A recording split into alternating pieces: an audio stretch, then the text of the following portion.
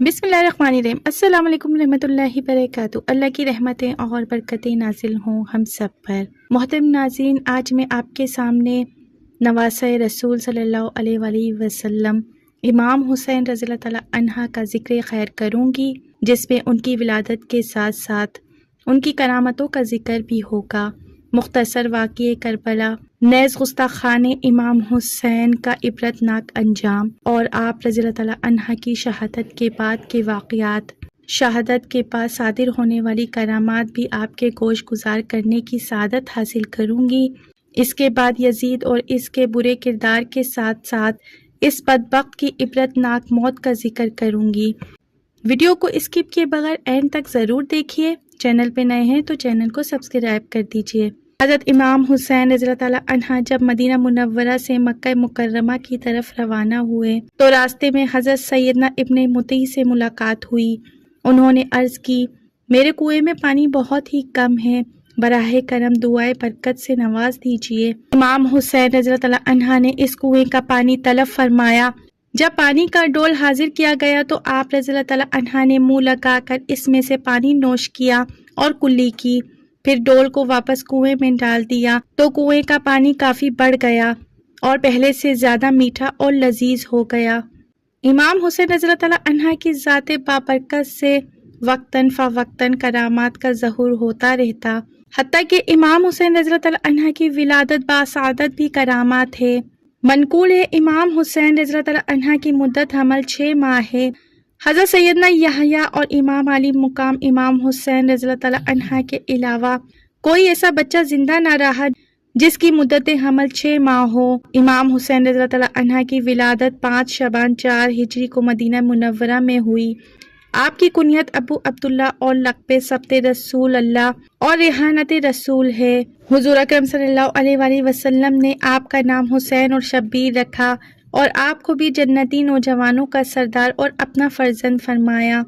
حضرت حسن رضی اللہ تعالیٰ عنہ کے بارے میں فرمایا، یعنی جس نے ان دونوں سے محبت کی اس نے مجھ سے محبت کی، اور جس نے ان دونوں سے عداوت کی اس نے مجھ سے عداوت کی۔ حضرت امام حسین رضی اللہ تعالیٰ عنہ کی ولادت کے ساتھ ہی آپ رضی اللہ تعالیٰ عنہ کی شہادت کی خبر مشہور ہو چکی تھی۔ شیر خوارگی دودھ پیتے بچے کے ایام میں حضور اقدس صلی اللہ علیہ وآلہ وسلم نے حضرت سیدنا ام الفضل رضی اللہ تعالیٰ عنہ کو امام حسین رضی اللہ تعالیٰ عنہ کی شہادت کی خبر دی۔ چنانچہ حضرت سیدنا ام الفضل بنت حارث رضی اللہ تعالیٰ عنہ ایک دن حضور اکرم صلی اللہ علیہ وآلہ وسلم کی بارگاہ میں حاضر ہوئے عرض گزار ہوئیں، یا رسول اللہ صلی اللہ علیہ وآلہ وسلم، میں نے آج ایک پریشان خواب دیکھا ہے۔ رسول اکرم صلی اللہ علیہ وآلہ وسلم نے دریافت فرمایا تو عرض کی وہ بہت ہی شدید ہے۔ تو نبی کریم صلی اللہ علیہ وآلہ وسلم نے فرمایا، وہ خواب کیا ہے؟ میں نے دیکھا کہ آپ کے جسد اطہر سے ایک ٹکڑا کاٹا گیا اور اسے میری گود میں رکھا گیا۔ ارشاد فرمایا، تم نے بہت اچھا خواب دیکھا، انشاءاللہ عزوجل فاطمہ کے گھر بیٹا پیدا ہوگا اور وہ تمہاری گود میں دے دیا جائے گا۔ ایسا ہی ہوا، امام حسین رضی اللہ تعالیٰ عنہ پیدا ہوئے اور میری گود میں دیے گئے۔ حضرت سیدنا ام الفضل رضی اللہ تعالیٰ عنہ فرماتی ہیں، میں نے ایک دن رسول اکرم صلی اللہ علیہ وآلہ وسلم کی خدمت اقدس میں حاضر ہو کر امام حسین رضی اللہ تعالیٰ عنہ کو آپ صلی اللہ علیہ وآلہ وسلم کی گود میں دے دیا۔ دیکھتی ہوں کہ آپ صلی اللہ علیہ وآلہ وسلم کی آنکھوں سے آنسو جاری ہیں۔ میں نے عرض کی، یا رسول اللہ صلی اللہ علیہ وآلہ وسلم، میرے ماں باپ آپ پر قربان ہوں، ایسا کیا ہوا؟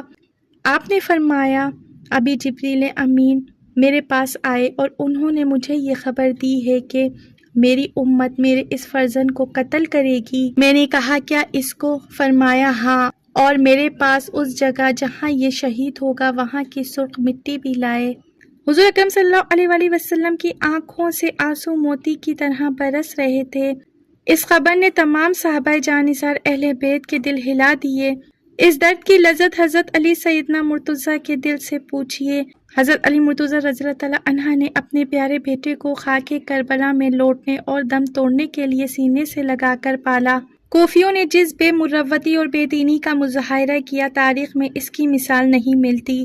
خود ہی حضرت امام حسین رضی اللہ تعالیٰ عنہ کو صد ہار درخواستیں بھیج کر کوفے آنے کی دعوت دی، اور جب آپ رضی اللہ تعالیٰ عنہ نے ان کی زمین کو شرف مقدم عطا فرمایا تو بجائے استقبال کرنے کے وہ آپ کے خون کے پیاسے ہو گئے۔ مسلح لشکر لے کر آپ کے سدِ راہ رکاوٹ ہوئے، نہ شہر میں داخل ہونے دیا اور نہ ہی وطن واپس جانے پر راضی ہوئے۔ حسینی قافلہ کو ریگزار کربلا کے صحرا اور ریت میں اقامت پذیر ہونا پڑا۔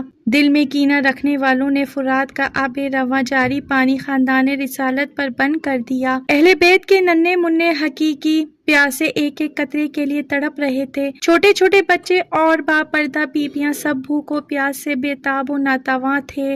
تیز دھوپ، گرم ریت، گرم ہواؤں اور بے وطنی کا اکسار الگ دامن گیر ہے۔ ادھر 22,000 کا لشکر جرح طبی و سنان نیزوں اور تلواروں سے مسلح در پہ آزاد تکلیف و صدمہ پہنچانے کو تیار اور اپنے ہنر آزمانے کا طلبگار ہے، مگر بھوک و پیاس کی شدت کے باوجود فرزندانہ آل رسول صلی اللہ علیہ وآلہ وسلم نے ایسی بہادری اور جواں مروی کا مظاہرہ کیا کہ اعزا دانتوں میں انگلی دیتے رہ گئے۔ کئی یزیدیوں کو ہلاک کرنے کے بعد خاندان حضرت امام حسین رضی اللہ تعالیٰ عنہ کے 9 ناخوال داد شجاعت دیتے ایک کے بعد ایک جوہر دکھاتے ہوئے شہادت سے سرفراز ہو گئے۔ سب نے آئینی وفا ادا کر کے حضرت امام حسین رضی اللہ تعالیٰ عنہ پہ اپنی جانیں فدا کر دیں۔ تیروں کی بچھاڑ میں نورانی جسم زخموں سے چکنا چور اور لہو لہان ہو گیا۔ ایک تیر پیشانی اقدس پر لگا اور آپ گھوڑے سے نیچے تشریف لے آئے۔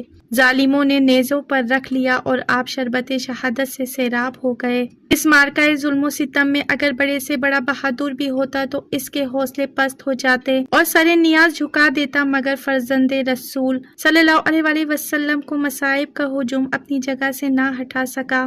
اسلامی تاریخ کے اوراق پر شہدائے کربلا کے کارنامے سنہری حروف میں لکھے ہوئے ہیں۔ یہ سب ان کی قربانیوں کا ہی صدقہ ہے کہ ہمیں نہ تو کوئی مصیبت اٹھانی پڑی اور نہ ہی جان و مالی قربانی دینی پڑی، بلکہ اللہ کے فضل و کرم سے ہم نے مسلمان گھرانے میں آنکھ کھولی۔ منقول ہے کہ امام حسین رضی اللہ تعالیٰ عنہ میدان کربلا میں یزیدیوں پر تمام حجت کے لیے جب خطبہ ارشاد فرما رہے تھے تو اسی دوران دشمنوں میں سے ایک بے باک نے کہا کہ آپ کو پیغمبر خدا صلی اللہ علیہ وآلہ وسلم سے کیا نسبت ہے؟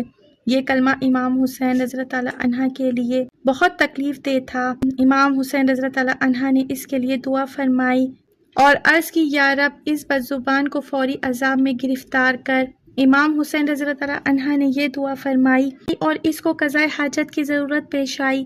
گھوڑے سے اتر کر ایک طرف بھاگا اور کسی جگہ قضائے حاجت کے لیے برہنہ ہو کر بیٹھا۔ ایک سیاہ بچھو نے ڈنگ مارا تو نجاست آلودہ ہو کر تڑپنے لگا۔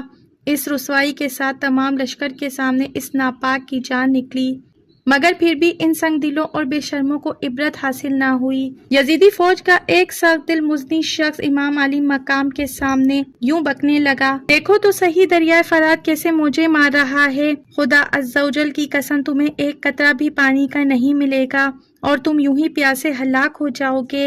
حضرت امام حسین رضی اللہ تعالیٰ عنہ نے بارگاہ الہی میں عرض کی، یا اللہ تعالیٰ اس کو پیاسا مار۔ امام علی مقام رضی اللہ تعالیٰ عنہ کے دعا مانگتے ہی اس بے حیا مزنی کا گھوڑا بدک کر دوڑا۔ مزنی پکڑنے کے لیے اس کے پیچھے بھاگا۔ پیاس کا غلبہ ہوا، اس شدت کی پیاس لگی کہ العطش العطش یعنی ہائے پیاس پکارتا رہا، مگر پانی جب اس کے منہ سے لگاتے تھے تو ایک قطرہ بھی نہیں پی سکتا تھا، یہاں تک کہ اسی پیاس کی شدت میں تڑپ تڑپ کر مر گیا۔ حضرت سیدنا ابن سیرین فرماتے ہیں کہ آسمان 2 آدمیوں کی شہادت پر بہت رویا۔ پہلی بار حضرت سیدنا یحییٰ بن زکریا کی شہادت پر اور دوسری بار امام عالی مقام سیدنا امام حسین رضی اللہ تعالیٰ عنہ کی شہادت پر۔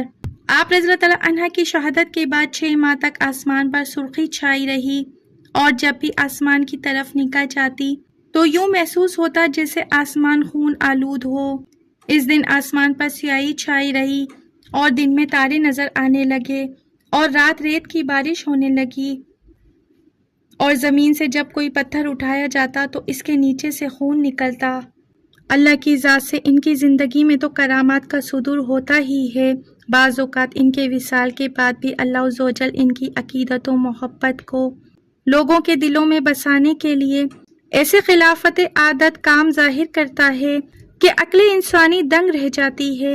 امام علی مقام حضرت امام حسین کی شہادت کے بعد بھی آپ کی ذات مبارکہ سے کئی کرامتیں صادر ہوئیں۔ حضرت سیدہ منہال بن عمر رضی اللہ تعالیٰ عنہ فرماتے ہیں، واللہ میں نے بچشم خود دیکھا کہ امام حسین رضی اللہ تعالیٰ عنہ کے سر مبارک کو جب لوگ نیزوں پر لیے جا رہے تھے، اس وقت میں دمشق میں تھا۔ سر مبارک کے سامنے ایک شخص سورہ کہف پڑھ رہا تھا۔ جب وہ اس آیت پر پہنچا، ترجمہ: کیا تمہیں معلوم ہوا کہ پہاڑ کی کوہ اور جنگل کے کنارے والے ہماری ایک عجیب نشانی تھے؟ اس وقت اللہ عزوجل نے سر مبارک کو گویائی دی۔ امام حسین علی مقام نے فرمایا، اصحاب کہف کے واقعے سے میرا قتل اور میرے سر کو لیے پھرنا عجیب تر ہے۔ مولانا سید نعیمی مراد آبادی رحمۃ اللہ علیہ فرماتے ہیں، در حقیقت بات یہ ہے کہ کیونکہ اصحاب کہف پر کافروں نے ظلم کیا تھا اور حضرت امام حسین کو ان کے نانا کی امت نے مہمان بنا کر بلوایا اور پھر بے وفائی سے پانی تک بند کر دیا اور آل اصحاب کو امام حسین رضی اللہ تعالیٰ عنہ کے سامنے شہید کیا۔ اصحاب کہف سہلانہ کی طویل خواب کے بعد بولے، یہ ضرور عجیب ہے، مگر میرے سر مبارک کا تن سے جدا ہونے کے بعد کلام فرمانا اس سے بھی زیادہ عجیب تر ہے۔ سر مبارک کو لیے پھرنے والے قافلے کے بارے میں منقول ہے کہ ایک منزل میں جب اس قافلے نے قیام کیا، وہاں ایک گرجا گھر تھا۔ پھر کے راہب نے ان لوگوں کو 80,000 درہم دے کر سر مبارک کو ایک شب اپنے پاس رکھا، غسل کیا، عطر لگایا، ادب و تعظیم کے ساتھ تمام شب زیارت کرتا اور روتا رہا، اور رحمت الہی عزوجل کے جو انوار سر مبارک پر نازل ہو رہے تھے ان کا مشاہدہ کرتا رہا، حتیٰ کہ یہی اس کے اسلام کا باعث ہوا۔ اشقیا بدبختوں نے جب درہم تقسیم کرنے کے لیے تھیلیوں کو کھولا تو دیکھا کہ سب میں ٹھکریاں بھری ہوئی ہیں اور ان کے ایک طرف لکھا ہوا ہے، اور ہرگز اللہ کو بے خبر نہ جاننا ظالموں کے کام سے، اور دوسری طرف یہ آیت لکھی ہوئی ہے، اور اب جاننا چاہتے ہیں ظالم کے کس کروٹ پر پلٹا کھائیں گے۔ محترم ناظرین، دیکھا آپ نے کہ اس کرامت میں یزیدیوں کے لیے کیسا درس عبرت تھا کہ جس مال و دولت کی محبت میں انہوں نے آل رسول صلی اللہ علیہ وآلہ وسلم پر ظلم و ستم کے پہاڑ توڑے، انہیں تکلیف اور اذیتیں پہنچائی، وہی مال جب ان کے پاس آیا تو مٹی کی ٹھکریاں بن گئیں کہ وہ بدبخت اپنی شقافت کے سبب اس سے بھی عبرت پکڑنے میں ناکام رہے۔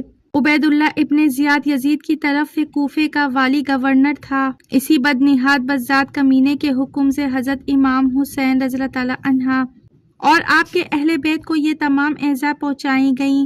شہادت امام حسین کے بعد یہی ابن زیاد موصل میں 30,000 فوج کے ساتھ اترا۔ مختار نے ابراہیم بن ملک اشتر کو اس کے مقابلے کے لیے فوج لے کر بھیجا۔ موصل سے 15 کوس کے فاصلے پر دریائے فرات کے کنارے دونوں لشکروں میں مقابلہ ہوا اور صبح سے شام تک خوب جنگ رہی۔ جب دن ختم ہونے والا تھا اور آفتاب قریب غروب تھا، اس وقت ابراہیم کی فوج غالب آئی، ابن زیاد کو شکست ہوئی، اس کے ہمراہ ہی بھاگے۔ ابراہیم نے حکم دیا کہ فوج مخالف میں سے جو ہاتھ آئے اس کو زندہ نہ چھوڑا جائے، چنانچہ بہت سے ہلاک کیے گئے۔ اسی ہنگامے میں ابن زیاد بھی فرات کے کنارے محرم کی 10ویں تاریخ سن 69 میں مارا گیا اور اس کا سر کاٹ کر ابراہیم کے پاس بھیجا گیا۔ ابراہیم نے مختار سقفی کے پاس کوفے میں بھجوا دیا۔ مختار نے دارالامارہ دارالخلافہ کو آراستہ کیا اور اہل کوفہ کو جمع کر کے ابن زیاد کا سر ناپاک اسی جگہ رکھوایا جس جگہ اس مغرور نے حضرت امام حسین رضی اللہ تعالیٰ عنہ کا سر مبارک رکھا تھا۔ جس وقت ابن زیاد اور اس کے سرداروں کے سر مختار کے سامنے لا کر رکھے گئے تو ایک بڑا سانپ نمودار ہوا، اس کی ہیبت سے لوگ ڈر گئے اور تمام سروں پر پھرا۔ جب عبید اللہ ابن زیاد کے سر کے پاس پہنچا، اس کے نتھنے میں گھس گیا اور تھوڑی دیر ٹھہر کر اس کے منہ سے نکلا۔ اس طرح 3 بار سانپ اس کے سر میں اندر داخل ہوا اور پھر غائب ہو گیا۔ ابن زیاد ابن سعد شمر، قیس ابن اشر کندی، خولی ابن یزید، سنان بن انس نخفی، عبید عبداللہ بن قیس، یزید بن مالک اور باقی تمام اشقیا جو حضرت امام حسین رضی اللہ تعالیٰ عنہ کے قتل میں شریک تھے، کوشش کرنے والے تھے، طرح طرح کی عقوبتوں، تکلیفوں، سزاؤں سے قتل کیے گئے اور ان کی لاشیں گھوڑوں کی ٹاپوں، کھروں سے پامالی گئیں۔ محترم ناظرین، یزید وہ بدبخت شخص ہے جس کی پیشانی پر اہل بیت کے بے گناہ قتل کا سیاہ داغ ہے اور جس پر ہر زمانے میں دنیا اسلام ملامت کرتی رہی ہے اور قیامت تک اس کا نام تحقیر کے ساتھ لیا جائے گا۔ نہایت موٹا، بدنما، کثیر الاشر، کثرت سے شعر و شاعری کرنے والا، بدخلق، بری عادتوں والا، فاسق، فاجر، شرابی، بدکار، ظالم، بے ادب، گستاخ تھا۔ اس کی شرارتیں اور بےہودگیاں ایسی ہیں جن سے بدمعاشوں کو بھی شرم آ جائے۔ حضرت سیدنا عبداللہ بن حنظلہ رضی اللہ تعالیٰ عنہ نے فرمایا، خدا عز و جل کی قسم، ہم نے یزید پر اس وقت خروج کیا جب ہمیں اندیشہ ہو گیا کہ اس کی بدکاریوں کے سبب آسمان سے پتھر نہ برسنے لگیں۔ نامحرم کے ساتھ نکاح، حرام کاموں کو اس بے دین نے اعلانیہ رواج دیا۔ مدینہ طیبہ اور مکہ مکرمہ کی بحرمتی کروائی۔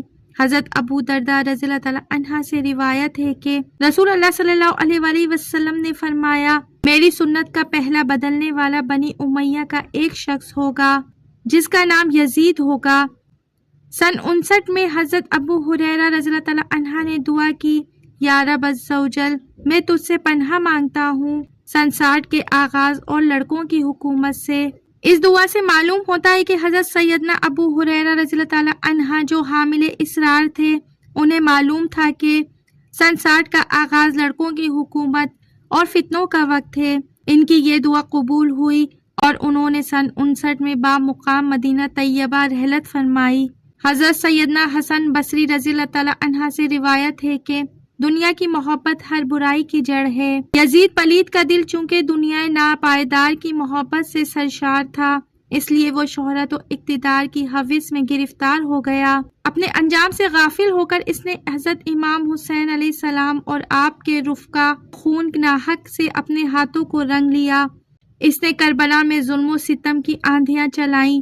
بد نصیب یزید صرف 3 برس 6 ماہ تک حکومت پر شرارت و خباثت کر کے ربیع الاول کو ملک شام کے شہر حمص کے علاقے حوارین میں 39 سال کی عمر میں مر گیا۔ یزید پلید کی موت کا ایک سبب یہ بھی بتایا جاتا ہے کہ وہ ایک رومی المنصر لڑکی کے عشق میں گرفتار ہو گیا تھا، مگر وہ لڑکی اندرونی طور پر اس سے نفرت کرتی تھی۔ ایک دن رنگ رلیا بنانے کے بہانے اس نے یزید کو دور ویرانے میں تنہا بلایا۔ وہاں کی ٹھنڈی ہواؤں نے یزید کو بدمست کر دیا۔ اس دوشیزہ نے یہ کہتے ہوئے کہ جو بے غیرت اپنے نبی کے نواسے کا غدار ہو، وہ میرا کب وفادار ہو سکتا ہے، اس نے خنجر نکالا اور خنجر سے اس کو چیر پھاڑ کر کے وہیں پھینک دیا۔